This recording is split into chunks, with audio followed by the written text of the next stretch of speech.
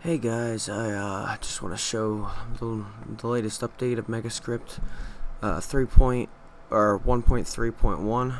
I added for loops and while loops and also some break functions as well. But it's a little buggy right now, or at least the break functions are.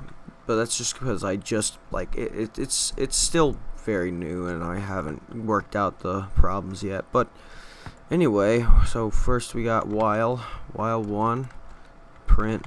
Let's say int a equals 1 or 0. While 1. Alright, let's do parentheses to make it look pretty. While 1 a or print a, or let's just print a equals a plus 1, and we got that works. Let's actually open a file. Let's oh yeah, also I split the program up to about 20 files instead of just being one huge long file that's like 5,000 lines long. So it's a lot easier to find stuff like the calls and all that. But yeah, you know what? Let me open up a file. Just touch 4. Let's do a for loop. So for.mega. So we're gonna make a for loop. So whenever, oh my god, what happened here?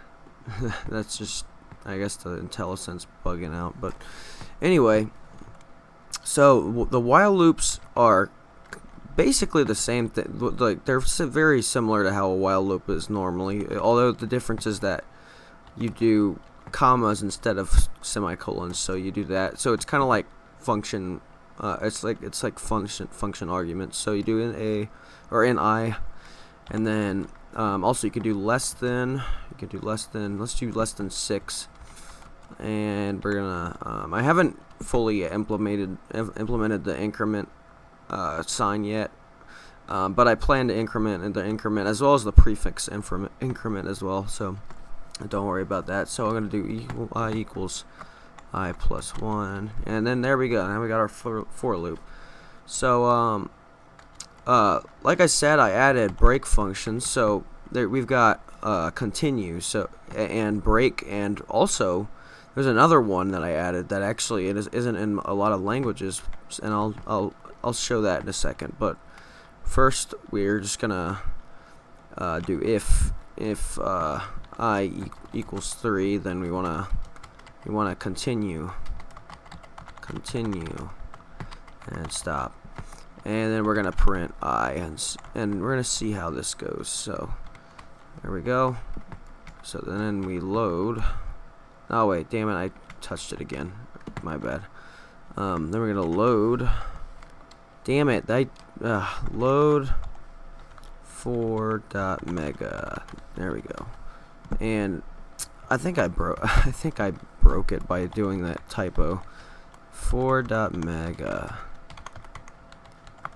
There we go. And as you can see, it skipped 3 because we put a continue at the 3.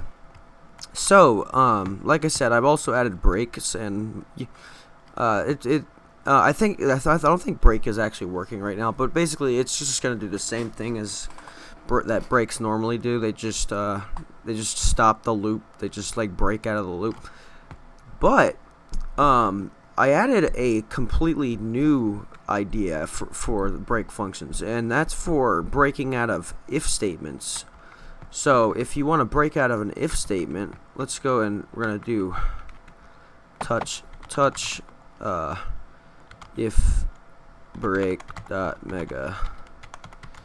So I'm gonna do nano if break.mega. So we're gonna do a while loop. Well, let's do a for loop so that it doesn't go out of control. I equals 0.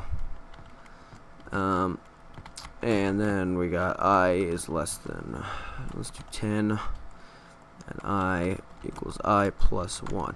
So like I said, we're gonna do an if statement, if I, but we're gonna instead of that, we're gonna cancel. We're gonna do cancel.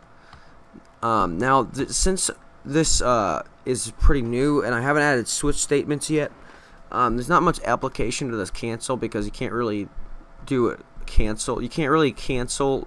You can't check if you want to cancel if you have to cancel out of an if statement. So we'll have to work it out once we have switches. But it also you can also use it with like the jump statements, because like since the language has jump statements, you can use that and use like labels instead of all the block structured language stuff. Anyway, so we're gonna put a print after this to show that actually wait, no, we're gonna put a print inside of the if statement. We're gonna put print 3, and then after that we're gonna put print and I, and just show that it just basically breaks out of the if statement. We're just gonna go here and load if break.mega, and as you can see on none of these it did not print that 3 because we canceled out of the if statement. And just to prove that, I'm gonna go and remove that cancel, and then we're gonna see. Oh wait, damn it! That's not supposed to happen. Okay, there we go. So there we go, and cancel, and then we're gonna load it again. If break.mega. What the fuck? Oh, I didn't load. What is wrong with me? If break.mega. So there you go. Now, so as you can see, now it actually printed those 3s because we aren't canceling anymore. But yeah, that's just about it for this update. I'm gonna add more stuff hopefully very soon. The problem with the if switch statements is that in order for them to like be efficient, like in order for me to have like to even like have a reason to put in the if statements, I'm gonna have to make them in assembly, because there are certain assembly opcodes that work very well with switches that are like basically specifically for switches, and you can't really do that directly in C. So I'll have to make it an assembly. And you know what, I don't really mind that very much because I really like assembly. I'm not the best at it, but hopefully it'll help me learn a little bit more about assembly than I already know.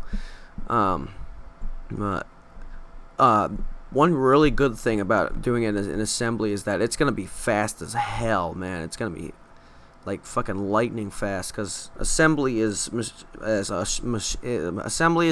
code, as most of you will know. But yeah, anyway, that was this update, 1.3.1. Pretty decent update. I think it's pretty nice. Hope you guys enjoyed. Leave a comment if you want to talk to me about this. I want to hear some voices. I want to hear your thoughts and what you think about this thing. But yeah, hope you guys enjoyed, and goodbye.